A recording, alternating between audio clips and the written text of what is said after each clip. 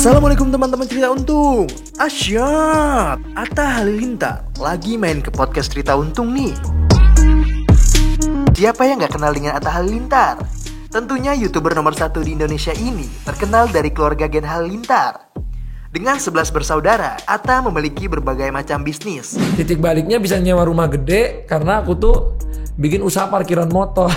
Gimana? Di rumah, di PIM ini kan rame, pasti orang butuh parkiran motor dong. Makanya aku tuh basicnya YouTube tuh buat dagang kan. Jadi aku buka Kaskus, buka Facebook, buka dagang aja lah apa aja yang aku bisa. Apakah Atta beneran anak sultan? Ayo saksikan kisah lengkapnya hanya di channel Cerita Untung.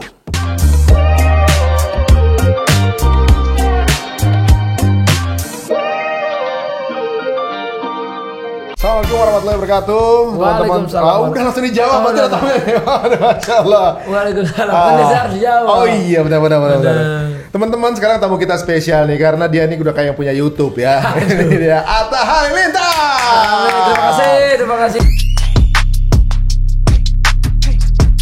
Ini senang banget bisa ngobrol-ngobrol. Wah, kita nunggu jadwal udah lama dari tahun 2018. Wah, belum bikin YouTube belum udah ngelis ini. Iya, benar. Masya Allah. Canggih juga nih Bang Ari emang. Aku tadi masuk kantornya juga enak ya, orangnya kreatif, apa aja dibikin. Kalau kantornya Atta mah lebih besar, kita mah baru belajar. Mungkin dalam arti. Tapi ini lebih tinggi. Apanya lantainya? Iya, lebih tinggi. Dalam arti ini kayak gua 10 tahun yang lalu deh gitu kan. Enggak gitu. Tapi ini Atta lumayan ibaratnya kalau kita bilang ya, kalau gua lihat dari jauh dari luar ya, ibaratnya lu lumayan inovatif ya orangnya. Karena orang belum main YouTube, lu udah main duluan. Tapi kalau gua lihat dari jarak jauh dulu tuh gua lihat ada seorang family man, ayah dengan banyak anak bikin buku. Oh iya oke. Awalnya gue liat, ini ngapain? Sekeluarga bikin buku. Padahal lu orang belum kenal keluarga Halilintar gitu kan? Benar. Awal gitu. Nah, dengan refleks sekarang nih terbukti gitu apa yang dilakukan beliau di awal gitu sekarang udah jadi gitu ibaratnya. Amin. Nah, jadi inovasi itu dimulai dari orang tua lo. Inovasi benar, karena kan semua ini kan kita hadir di dunia ini juga berkahnya dari orang tua gitu ya. Dan ini sih karena adik banyak ya. Kalau punya adik banyak, lu anak berapa? Anak pertama. Lu yang pertama. Adik gue 10. Nah kalau aku tuh ya kalau punya adik banyak itu rasanya kita itu harus berinovasi. Jadi kalau aku tuh dari kecil emang orangnya suka banget menang, gak suka kalah. Mau apapun. Kompetitif. Sangat kompetitif. Bawaan bokap nyokap tuh? Nah itu kalau ini aku nggak tahu. Ya. Emang basicnya aku ini kompetitif banget. Kayaknya nyokap mungkin ya. Tapi jadi misalnya adikku ada yang bisa, dia suka bisa bikin lagu. Nah jiwa kompetitif aku muncul. Oh adikku yang nomor 2 ini suka bikin lagu. Aku harus lebih bisa bikin lagu dari dia. Gitu. Lu kompetisi sama adik lu sendiri? Adik sendiri. Jadi kalau di sekolah sama teman sendiri. Kalau di rumah sama adik sendiri. Jadi misalnya adik saya yang ada nomor 6 Saih, dia suka bikin video, bikin YouTube gitu-gitu. Aku harus YouTube-nya lebih bagus dari dia. Aku akan pelajarin kamera, gimana ngedit yang bagus, gimana grading yang bagus. Sampai aku tuh bisa banyak aplikasi mas. Aku tuh dulu menguasai 6 aplikasi. Edit, Premiere Pro, Final Cut Pro, After sendiri Effects. Iya, aku belajar dari dulu. Terus aku Photoshop bisa, Illustrator bisa. Terus jadi kalau aku review anak-anak kerjaan tuh aku nggak bisa dibohong, aku ngerti. Terus Corel Draw dulu belajar lebih ya 6-7 aplikasi aku bisa gitu sampai karena aku saking nggak kompetitifnya. Jadi kalau adikku ini menguasai 2 aplikasi aku harus 3. Kalau adik ini 4 aku harus 5. Oh kompetitif. Itu mah ditanamin sama orang tua atau emang sifatnya? Enggak, kalau itu aku emang sendiri. Cuma orang tua itu mendidik kita jadi pribadi yang mandiri. Karena menurutku jarang sih ada orang tua misalnya kayak apa aja yang anaknya mau tuh nggak pernah dikasih gitu. Misalnya kayak minta ini minta nggak pernah. Jadi dalam hidupku tuh nggak pernah minta. Karena memang fasilitas itu dibatasi untuk mendidik biar kita dapat sendiri gitu. Memang bukan fasilitas, emang ya udah habis aku tinggal di rumah, aku ya harus ada malah bukan aku yang dihidupin. Tapi kayak aku itu harus bantu keluarga gitu loh. Karena adikku banyak. Jadi misalnya aku bantu bersih-bersih, kita tuh ada piket. Terus dan lain-lain gitu. Jadi itu menurutku didikan yang keren. Walaupun nanti ketika aku punya anak, aku belum tentu bisa ngikutin kayak gitu. Iya, benar-benar. Belum tentu aku bisa sama kayak didikannya bapak ibuku gitu. Belum tentu bisa nerapin ke anakku gitu loh. Pegangnya beda. Nah, Ketika orang tua punya teganya udah kayak gitu, menurutku itulah kehebatan orang tua. Iya Dia sih. tahu porsi anaknya gitu loh. Iya, ada juga gini, ada ini semacam kata ya, ini orang ya entah polanya benar atau enggak gitu. Misalnya orang tuanya dalam keadaan struggling nih, anaknya kebanyakan jadi. Betul, kalau itu aku setuju. Orang tuanya berjuang di hidupnya nih, maksudnya struggling itu hidupnya bukan mewah, anaknya jadi. Iya. Kira anaknya jadi orang tua udah mewah, Anaknya susah jadi. Susah jadi. Betul. Dan anaknya tuh struggling lagi, anaknya jadi naik turun gitu. Bener. Bahkan kan sampai 3 generasi katanya gitu. Iya, kalau itu aku sering banget denger ceritanya. Makanya aku pernah denger salah satu bos bank itu nyuruh anaknya naik kendaraan umum. Aku pernah denger juga itu. Dan yang aku lihat gini, bukan berarti anak orang udah bapak ibunya jadi anaknya semuanya jadi nggak jadi ya. Banyak juga yang jadi.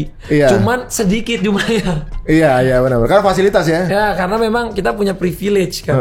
Kalau udah ada fasilitas. Kayak anakku pasti dia punya privilege dong. Dia dari kecil udah follower banyak. Iya. Dia udah aku bikin tabungan sendiri. Terus dia juga nanti akan beda intinya maksudnya dia udah dibeliin aset atau apa, dia akan beda struggle sama aku gitu. Tapi gimana ntar pas cara pendidikan lu ketika dia besar? Ya mungkin nanti Bang Ari akan bertanya sama Bang Ari sendiri juga. Mungkin dulu Bang Ari nggak punya kamar kayak anak-anak Bang Ari tadi yang bagus. Aku kan ke rumah tadi bagus, enak. Dulu aku loh, zaman dulu aku kayak gitu mungkin aku akan males.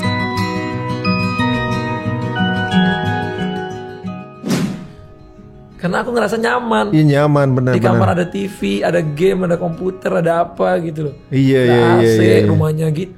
Ya kalau misalnya kita hidupnya nggak di situ, kita cuma dengar orang tua nih susah nih, anak adik gue banyak nih. Maksudnya susah itu maksudnya nyari kerja, harus ini serabutan apa. Ya aku harus ya berjuang dari situ. Ya itu yang bikin tadi kalau abang nanya kenapa inovasi, karena no choice gitu di hidupnya. Iya, kalau nggak begitu nggak hidup gitu kan. Bukan nggak hidup ya, maksudnya nggak. Ya susah. Aku kan nggak punya lulusan S sarjana, S1 nggak punya, S cendol doang, S teler. Apa aja nggak punya, SMA nggak punya. SMA nggak? SMA sempat ujian tapi nggak sampai lulus. Bukan SMA sama SMP ku ini. Apa ya, dulu tuh sempat ikut ujian SMP, paket C, paket B, paket A gitu kan. Nah pas ikut ujiannya kita tuh harus bayar ijazahnya 300-400 ribu buat keluarin ijazahnya. Aku udah ikut ujian, udah ada ijazahnya SMP. Cuma belum diambil. Dan nggak bisa bayarnya. Aku juga gak enak minta sama orang tua aku. Jadi teman-teman nih, yang membentuk orang tuh bukan lulusan mana ya, tapi orangnya ya. Pendidikan hidup.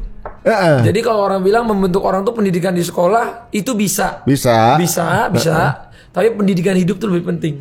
Karena banyak orang sekolah sampai S2 masih nganggur ada juga gitu. Karena mungkin fasilitasnya fasilitas dia. Tapi ada juga orang nggak sekolah nggak nganggur juga banyak juga. Jadi memang kita yang intinya bisa nggak ngedapetin sekolah hidup itu. Ya, itu pendidikan hidup itu. Kalau pendidikan hidup itu kamu bisa dapat struggle-nya. Apalagi kamu bisa dapat orang tua yang bisa bikin kamu jadi tambah struggle, itu bagus. Maka motivasinya gimana bokap? Biasanya mungkin kan anaknya banyak. Kalau anaknya cuma gimana? Dikumpulin gitu. Jadi nih bilangin ya gitu. Enggak apa satu-satu. Kalau anaknya 2 atau 3 mungkin akan nggak kayak gitu. Tapi kalau anaknya 11 pasti akan keluar tuh struggling anak-anak. Mau ngarepin kita orang tua ngidupin anak banyaknya susah, apalagi kita anak pertama ya kita harus bantuin dulu. Misalnya aku jual online, nanti omsetnya kasih orang tua, jual ini kasih orang tua gitu. Sekarang masih? Kalau sekarang kan udah sendiri-sendiri, semuanya alhamdulillah kita bangkit bareng. Sekarang harus tetap ada. Tapi cuma orang tua tetap harus. Biru walidain ya kan ya. Kalau itu kan berkahnya. Berkahnya ini masya Allah. Kalau alhamdulillah dari rezeki YouTube banyak kasih banyak, kalau alhamdulillah masih turun tetap kasih gitu. Jadi emang udah tetapin gitu. Ya ini value ini sebenarnya yang mungkin udah mulai agak bergeser ya untuk anak-anak sekarang ya, bahwa ya berkahnya itu juga, dan doa orang tua tuh komponen penting gitu kan. Doa orang tua bisa juga orang tuanya orang tua. Orang tuanya orang tua. Bisa iya, juga. Bisa juga ya. Jadi kalau kita mau dapat berkah lagi, coba orang tuanya orang tua lagi, yang lebih tua lagi. Siapa orang-orang sekitar kita gitu-gitu. Jadi menurutku banyak sih hal yang itu menurutku yang bikin aku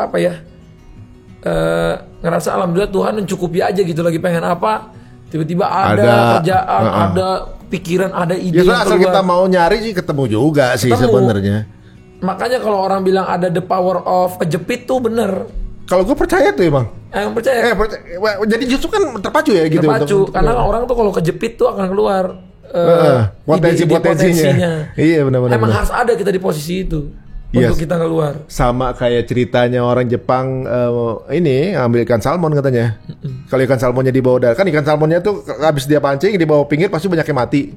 Iya. Akhirnya ikan salmonnya itu di tempat naung dikasih ikan hiu kecil.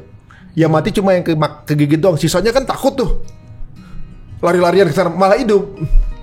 Jadi justru karena dalam keadaan kepepet keluar potensinya gitu. Makanya kadang-kadang even aku pernah nih udah agak mulai ada rezeki nih.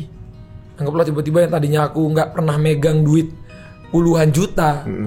Tiba-tiba aku ada usaha yang bisa jadi punya puluhan juta. Nah, di zona yang aku megang itu aku bilang nih berarti aku gak kejepit nih kalau kayak gini. Aku relain tuh diinvest atau coba disedekain gitu. Karena kita biar ngerasa lagi kejepit, biar ketemu lagi. Benar. Biar rasa deg-degannya ada. Biar deg-degannya bulan depan gimana. Tapi aku gak nganjurin. Aku gak pernah mau nganjurin orang. Makanya aku jarang cerita ini. Tapi aku pernah kayak gitu. Misalnya nih, aku udah punya karyawan 2 atau 3. Aku harus ngambil tempat ini buat syuting, buat ini mau di depannya mau ada bikin burger apa-apa. Aku duitnya misalnya tabungan udah 50 juta. 50 juta tuh buat sewa. Padahal belum buat bangun-bangun. Bayar. Aku ambil dulu ya mbak. Kasih aku waktu 2 bulan. Sampai seger berani itu. Tapi aku gak pernah nyaranin. Jangan ngelakuin ini. Jangan. Karena stressful tinggi. Tapi di situ aku ada challenging. Dan aku tuh jadi kayak beliar berpikirnya. Aku harus begini. Menghitung tek. Karyawannya satu dulu. Ini dulu. Ini aku harus jaga sendiri. Mana yang perlu ini. Mana ini gitu. Jadi kayak gitu. Tapi emang itu yang dicari. Rasa deg-degan itu yang dicari kan. Apalagi pengusaha kan risk taker ya. Lo harus terima siap untuk dengan segala risiko. Mau nggak mau jadi. Bener. Pengusaha, konten kreator, YouTuber itu sebenarnya mentalnya mirip. Karena kenapa? Karena YouTuber itu juga nggak pasti penghasilannya. Iya. Anak-anak di sosmed itu nggak pasti. Ada orang tiba-tiba 2 bulan 3 bulan dia dapat ratusan juta. Besokannya bisa nol lagi. Bisa 1 tahun lagi dia dapat 1 juta sebulan, ada sekarang. Banyak orang udah punya 2 juta 3 juta subscriber jual channelnya. Banyak banget. Karena udah di satu titik loss. Udah nggak bisa mempertahankan itu dan penghasilannya lebih sedikit dari orang kerja. Banyak. Dan dari cost produksinya udah lebih sedikit gitu ya? Lebih sedikit. Banyak orang cost produksi lebih banyak sekarang daripada penghasilannya. Banyak juga. Makanya menurutku, mental-mental kayak gitu tuh yang nggak bisa semua orang punya. Kemudian istiqomahnya susah.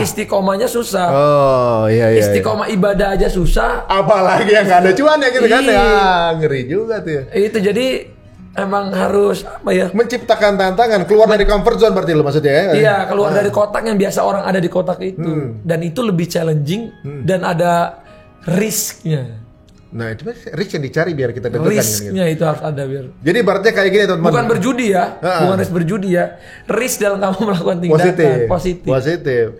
Orang lagi lari jogging, sama dikejar anjing, cepetan dikejar anjing, bener?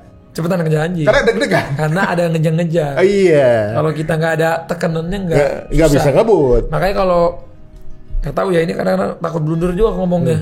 Kalau misalnya orang kan mau nikah nih, misalnya aku belum punya rumah, belum punya ini, menurutku itu alasan salah. Salah itu. Kalau menurutku ya balik lagi sorry ya. Beda-beda tiap orang. Beda-beda kan ada orang juga udah harus mapan nih. Kalau aku enggak. Ya udah kamu nikah dulu. Kalau kita udah percaya sama pernikahan kita nih ibadah, terus Tuhan dengar ibadah kita, ada aja. Asalkan kita jangan males. Ya. Jangan males. Kecuali aja. Lu duduk aja. Lu duduk dia nggak ngapa-ngapain. Oh ini gue nikah tunggu duit. Nah ini salah. Orang menyangka kalau pasrah itu nunggu. Padahal pasrah itu ikhtiar maksimal gitu kan. Makanya kan ada aku diajarin guru-guru hebat, kita ini kan mengikut yang apa yang kita sangkakan. Kalau kita menyangka apa yang kita kerjain ini bakal berhasil, Tuhan akan menjadikan itu berhasil. Afirmasi. Tapi kalau kitanya sendiri kayak belum tentu nih gue di sini ada. Ya gimana? Ya segitu dapetnya. Berarti dia aja nggak yakin sama diri dia. Even kita jalan keluar mau nguli aja kan bagus. Kita mau bangun sesuatu. Ada effort gitu ya. Ada effort, itu dapat ilmu. Kalau dia lebih pintar dari nguli, habis dia nguli, dia pelajarin. Beli semen di mana? Habis nguli dia jadi mandor cepat. Habis dari punya mandor, material. gue udah bisa ngegambar nih. udah bisa gambar segala macam, udah aku jual jasa aja ngebangun rumah orang, dapatnya banyak. Nah dari sekecil itu aja, jangan ngeremehin nguli itu kamu jelek gitu loh. Aku suka orang-orang mau dari nguli juga kan dia belajar cara nyemen, habis itu ntar bisa jadi mandor, bisa ngajarin orang lain. Habis jadi mandor dia bisa jadi desainernya yang bayar mandor, karena dia udah tahu semuanya gitu. Jadi hidup tuh is about proses. Jadi, proses and progress. Proses and progress. Jangan proses tanpa progress itu. Iya, kalau dia tahu proses tapi nggak jalan, ya cari alternatif lain. Harus kreatif. Makanya orang tuh bukan hanya kerja keras. Habis kerja keras harus kerja cerdas. Habis udah cerdas harus kerja ikhlas. Jadi kalau udah ikhlas ini nggak mikirin hasilnya bagus apa enggak. Jadi Tuhan mau kasih ya, boleh. Soalnya kita udah kerja keras sama kerja cerdas. Kita udah keras, udah rajin, udah mikir yang terbaik. Jangan keras doang, ada keras doang lama-lama saya kerja 20 jam tapi nggak tahu ininya gimana. Kan ada orang bisa dalam sehari cuman kerja 8 jam tapi bisa semua kerjaan kelar. Iya benar. Ada yang keras, misalnya ini ada komputer, ada teknologi namanya komputer, tapi lu catat sendiri pakai kertas. Ya 23 jam nggak kelar. Tapi dengan ada komputer dia bisa ngitung sendiri ini sendiri gitu kan. Benar. Nah jadinya itu namanya cerdas kan. Harus lebih cepat tapi hasilnya sama kan. Nah habis itu tinggal Tuhan yang nentuin. Kalau memang belum rezekinya sekarang masih dikasih susah, mungkin Tuhan masih sayang sama kita. Sangka baik aja habis itu. Belum datang rezeki kan lu kan banyak berdoa ya. Banyak berdoa aja. Mungkin dengan itu sebenarnya dia sayang kan. Benar. Waduh, tapi jarang orang punya mindset kayak gitu. Bahwa orang tuh gini, kadang-kadang mengukur kesuksesan tuh dari nominal hasil. Gitu kan? Tuh. Padahal apa yang dilihat, yang Allah lihat itu kan progres kita, effort kita kan, usaha kita udah maksimal belum, mau dapatnya banyak atau sedikit ya itu udah tinggal finalisasinya urusan di atas. Nah, tapi sampai pada titik itu pemahaman itu tuh memang sekolah hidup atau memang dari orang tua tuh? Memang ada dari orang tua, selalu dong semua berkah doa kan dari orang tua. Cuman kalau dari diri sendiri tergantung kitanya. Kayak adekku kan semua didikannya sama dong sama orang tua. Tapi emang orang tuanya sama kan ya? Iya orang tuanya kan sama. Tapi implementasi di lapangannya tuh aku bisa lihat. Kemauan dan setiap adik-adikku beda-beda. Ya. Gitu. Walaupun ada 11, gak 11-11-nya tuh semua mau, ada yang tekun, ada yang tipikalnya dia hiburan doang, ada yang tipikalnya dia naik turun semangatnya gitu. Slow, ada yang tipikalnya dia gak konsisten, ada yang tipikalnya dia kerja keras. Kayak adikku yang sekolah olahraga jago banget. Kalau dia pengen bisa itu dia bener-bener bisa ada. Jadi kita bisa lihat gak setiap anak bisa juga. Jadi misalnya aku dapat ilmunya pun aku ngajarin ke anakku atau gak semua orang sama gitu. Jadi tergantung balik lagi ke pribadinya. Semua orang bisa dapat ilmu itu, tapi siapa yang bisa mengerjakan ilmu itu yang lebih berat. Penerjemahannya akan beda-beda. Tapi kalau YouTube pertama kali siapa di rumah, di keluarga? Ya aku sama adik-adikku. Bukan keluarga, bukan bokap atau nyokap gitu bukan? Kayaknya dulu pernah ada deh. Ada. Halilintar Nulis, family kan dulu. The Gen Halilintar. Tapi kan isinya kebanyakan anak-anaknya. Kebanyakan isi anak-anaknya. Bapak ibu kan lebih ini dong mantau. Kasih pencerahan, kasih motivasi. Tapi yang pertama kali buat sama Gen Halilintar juga lu duluan? Tetap lu duluan? Yang mulai? Iya bareng adik-adik. Dulu aku pertamanya kan ngasih saran. Ini kan bukunya kan kita suka diundang-undang karena ceritanya. Ya habis itu apa, bakatnya apa kalau buat di dunia industri hiburan. Yuk kita bikin cover buktinya lagu. Apa gitu ya. One Big Family. Kan tadinya biasanya kita dagang. Aku kan buku itu didagang ke JCC, ke tempat sholat Jumat, kayak kemana, kayak ke mall, kayak semua dagang. Pakai publisher, apa pakai ini penerbit?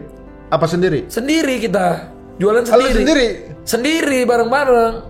Ya nggak mau modal. Jadi banyak.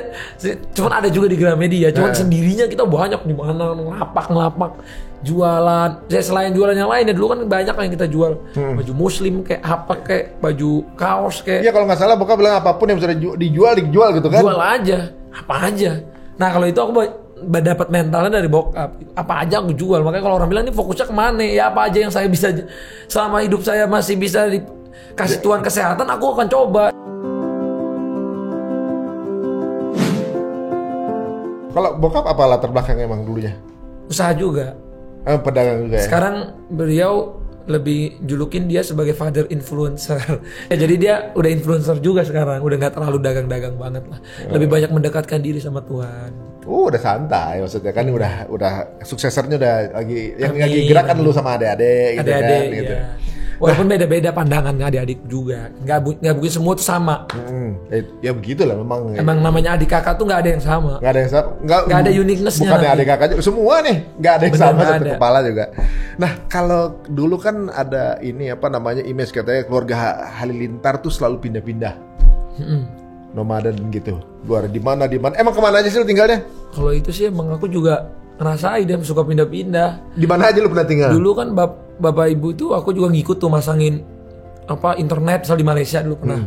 Di Malaysia aja aku pindah 13 kali di Malaysia. Jadi tergantung ekonomi. Misalnya bulan ini mampunya kita cari yang 5 juta sebulan ya 5 juta.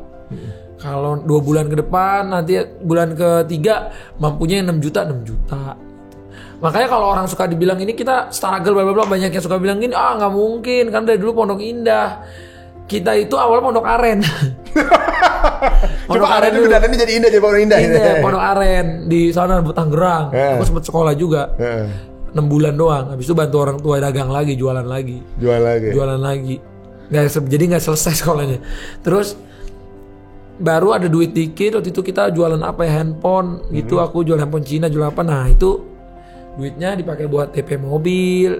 Terus dipakai buat DP ya nyicil mobilnya. Karena waktu itu ada program 0% karena kita tuh anti riba gitu. Jadi udah 0% lah cari, kalau nggak ada 0% mending jangan naik mobil. Jadi kita minjem mobil kakek yang udah tua banget. Jadi didorong tuh bareng-bareng. Mobilnya kursinya 2 depan, 3 belakang. Itu 13 orang? 2 depan, 13 orang. Tuh mangku-mangku gitu. Jadi satu orang ada yang mangku, satu orang mangku. Itu bawah atasnya suka bocor air. Jadi kalau sebelum berangkat kita kalau lagi meeting biar nggak kelihatan orang nih, malu ke belakang. Di belakang sana dorong dulu mogok ceng udah tua mobilnya. Mobil jenis apa tuh? Forza namanya, Suzuki Forza mah kecil bukan? Kecil banget bro, dulu mobil kakek jadi kita dipinjemin. Itu mobil pertama gue juga Forza soalnya. Iya. Itu kan cuma 5 seat ya? Forza kan? Iya 2+2 di tengahnya ada dikit gitu. Iya 5 seat kan? Iya jadi masuk 13 anak 13 orang 2+2 orang. Ada yang nempel di atas. Iya bro. Kan kecil kita. Kecil. Kalau udah memang adanya itu muat aja, tenang aja. Bisa juga. Muat aja kan di depan ada yang mangku. Kalau abangnya mepet atau samping gini mepet harus ngalah. Di depan berapa berarti itu? Setir sendiri kan? Setir sendiri dong, nggak bisa diganggu dong. Kiri bertiga? Berdua sama ibu. Mangku kalau udah 3, jadi 10 belakang, jadi 5 gitu. Jadi duduknya juga harus ada yang maju, ada yang maju mundur gitu, nggak boleh bareng ini, nggak muat. Ya ampun, belakang 10. Iya, jadi yang mundur mangku, yang maju enggak, mundur mangku, maju belakang enggak gitu. Tapi kan adanya dulu nggak semua badannya gede-gede dong. Oh, masih kecil-kecil semua. Kecil-kecil, cuman lucu aja gitu kayak semua. Wow. Hasilnya mati-mati gitu. Jadi perjuangan tuh harus ada. Iya. Tapi yang bikin bisa jadi cerita tuh jadinya kan. Cuman kita nggak mau nunjukin ke orang. Jadi kita nggak dilihat orang tuh dikasihanin susah-susah gitu, nggak mau. Jadi kita di depan orang tetap karena bapak marwah, karena bapak kan ngasih tahu kita jangan malu kalau kita miskin. Malu lah kalau kamu buat dosa gitu. Keren. Jadi kita ngapain malu kalau miskin, ya udah nggak apa-apa begini aja. Miskin tapi punya harga diri. Iya miskin tapi nggak bisa pala saya diinjek. Tapi nggak minta-minta. Nggak minta-minta, saya miskin tapi nggak mau tangan di bawah gitu loh. Jadi saya akan berusaha sampai martabat harakat keluarga harus naik. Gak bisa. Itu berapa tahun tersebut gitu? Itu dari pindah dari Malaysia. Jadi makanya banyak orang kan kok rumahnya di Pondok Indah dulu gede segala macam. Nah itu kita sewa dari yang sewa rumah yang depan rumah Ahmad Dhani dulu sempat Om Dhani. Aku pernah cerita dulu ke Al gitu. Dulu aku depan rumah kamu. Tapi bawahnya dulu aku taruh jualan yang rumah baju bekas. Yang di pojokan itu yang hitam itu. Iya, Pirang Mas. Itu depannya rumah lu? Ada sewa kita dulu 4 juta sebulan. Jadi 50 juta per tahun, 4 juta sebulan. Tapi untuk anak 13 udah oke kayak ruko gitu rumahnya. Iya. Ada sampai sekarang masih ada jadi Tapi sawah. udah nggak boleh kali segitu sekarang. Sekarang udah naik. Naik udah mampu 7 juta sebulan, 8 juta. Nah, titik baliknya bisa nyewa rumah gede karena aku tuh bikin usaha parkiran motor. Di mana? Di rumah. Di PIM ini kan rame, pasti orang butuh parkiran motor dong.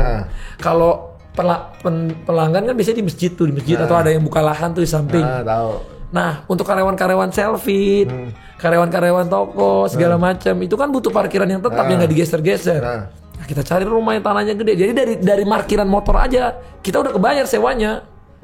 Jadi orang kalau datang, canggih juga nih Mas Hatta, rumahnya motornya aja punya 100. Kalau parkiran semua. Cakep. Parkiran semua. Parkiran punya orang semua dia. Iya. Itu kan takut hilang tuh motor orang gitu. Ada Ya yang kita jaga. jagain, aku ikut. Malah ada yang ikut jagainnya sekarang kerja sama aku. Dan sampai sekarang namanya Kang Ian jadi manajer Dulunya di tukang tempat parkir? kita. Parkir sama kita ngangkat-ngangkat. Jadi kita namanya berusaha. Kan nggak harus gengsi-gengsian. Ya udah Mas mau bulanan berapa? Harian berapa? Kalau sehari kita dapat gopay sebulan 15 juta. 15 juta kan udah tutup sewa listrik gitu-gitu. Iya. Kalau sebulan 15 juta Kalau kan apalagi di PIM banyak penyewaan parkir. iya. Dulu pada zamannya masih bisa gitu karena kan dulu parkirnya nggak sebanyak sekarang. Ya benar. Akhirnya sampai 2 rumah kita punya sewa Karena untuk parkir. Jadi yang satu buat tinggal, yang satu buat Sewa parkir. jualan online. Udah ada jualan tuh tahun berapa? Udah, aku udah mulai jualan kaskus. Makanya aku tuh basicnya YouTube tuh buat dagang kan. Jadi aku buka kaskus, buka Facebook, dagang aja lah apa aja yang aku bisa. Nggak nyangka dari YouTube itu kemudian Nggak tahu. terbentuk profil lu sebagai Nggak Atta tahu. Halilintar. Cuman aku ngeriset apa ya yang bikin laku. Dulu aku suka namanya Casey Neistat. Jadi aku nonton Casey Neistat. Kasih Neistat yang kamera itu dulu kan. Betul, dia pakai kacamata hitam. Nah, aku banyak terinspirasi juga sama dia. Kok dia bisa ya orang ngupload setiap hari nih video. Orangnya juga nggak ganteng gitu kan. Iya, Biasa ya aja. udah kita emang nggak punya keunggulan. Aktor bukan, penyanyi bukan, tapi kemauannya semuanya mau bisa, mau belajar. Try your best aja. Akhirnya jadi juga. Asal Jadi juga. sebenarnya kalau nyari ada ya. Kalau nyari ada. Ada. Nanti kedepannya ada lagi jalannya, bukan hanya YouTube. Sekarang kan udah ada TikTok, ada Facebook, Iya. ada Twitter.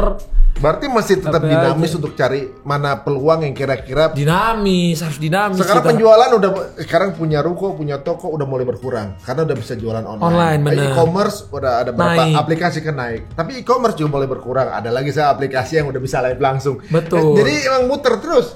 Jadi Kadang-kadang nggak ada yang sustain. nggak ada yang sistem. Nggak ada yang Juga. sustain. Motivasi marketing dulu harus gini-gini. Sekarang yang motivasi marketing di jualan gitu anak bocil-bocil gitu. Aduh, sekarang udah mulai geser nih. Makanya kita nggak boleh bergantung sama aplikasi, tapi kita bisa bergantung sama diri kita sendiri.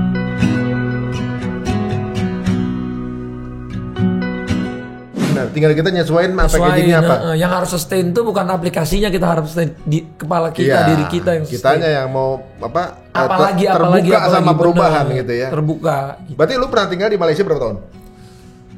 Lama aku 4 tahun, 5 tahun ya. Negara mana lagi selain Malaysia? Lamanya di Malaysia karena murahnya. Kalau di sana kan Atau masih pernah Arab juga? enggak. Bokap ya? Bokap, kalau bokap dulu emang dari zaman dia sebelum aku ngerti segala macam tentang dunia ini, dia emang udah suka jalan-jalan sih. Udah Jadi anaknya kayaknya- banyak jalan-jalan mulu gitu. Bukan jalan, dia kalau dulu sambil usaha, kalau sekarang baru pure jalan-jalan sambil jadi YouTuber kayak bisa dealing brand di luar kan banyak juga. Misalnya ke Dubai, dealing brand di Dubai, ke apa dealing brand. Gak semuanya harus ke Dubai mewah pasti mahal nih, enggak juga kan? Kan kalau kita ke sana ada hotel yang bayar kita buat nginep. Iya. Dapat rezeki lagi. Enaknya di situ ya, Nah, malah. gitu. Jadi kan nggak semuanya bayar. Orang ngelihatnya kayak kita semua spend gitu Semua ya. spend kan nggak semua. Oh dia gile nih. Hotelnya bisa presiden tuh, siapa tahu lah hotel itu emang dia seneng dimasukin video, dikontenin buat promo mereka gitu. Itu kan. mesti riset dulu kan. Bisa riset dulu. Jadi nggak semua liburan tuh akan menghabiskan duit gitu. Bisa jadi tiket Malah pesawat justru disupport, malah malah bisa ngasilin duit. Nah ini kan ada di media tuh sebenarnya orang ngelihatnya sebab menyenangkan karena terkenal, orang kenal gitu sebab menyenangkan. Tapi banyak orang nggak tahu bahwa berada di media adalah sasaran empuk. Betul. Untuk segala opini-opini yang kadang-kadang di luar dari jangkauan kita gitu. Kan kalau apalagi dengan zaman sosial media sekarang nih netizen itu udah kayak Bener. udah kayak polisi moral kita gitu ya. Maksudnya Iya, bener. semua tuh bisa di judgment. Dan kita nggak bisa kasus-kasus sekarang aja gitu kan. Kalau udah diupload di sosmed langsung ketangkep tuh orangnya. kalau masuk ke sosmed diproses. Diproses. Sekarang belum masuk sosmed, ya mungkin juga diproses. Cuman Iya, cuma prosesnya nggak secepat itu. iya, mungkin kayak sekarang tuh kalau ada yang viral dikit nggak nyampe 24 jam udah ditangkap aja. Iya. Nah, udah pasti ya yang ada di media tuh pasti pernah kena serang. Semua pernah kena serang. Lu pernah kena serang berapa kali? Kebanyakan bully pakai fake akun. Kalau Iya, udah bully pakai akun sendiri berarti keren tuh, agak keren dia tuh. Berani tuh. Jadi itu biasanya kritik yang kayak gitu. iya, biasanya kritik. Kalau bully, tapi ada juga sih yang bully-bully kata kasar pakai akun, ada juga. Ada juga ya. Tapi kalau pas Ada nggak ketemu- pernah dibully nggak sama orang yang lu kenal? kadang-kadang kan aku pernah nemuin beberapa orang yang bully-bully ini kan. Maksudnya abis diketemuin ya, oh emang iseng aja, oh mau cari popularitas atau apa kayak Oh, pansos sama kasus itu ya. Karena ada yang bener buliannya tuh. Maksudnya? Ada juga yang bener. Misalnya kayak kasus Sambo kemarin tuh, yang bully kan ada juga yang bener.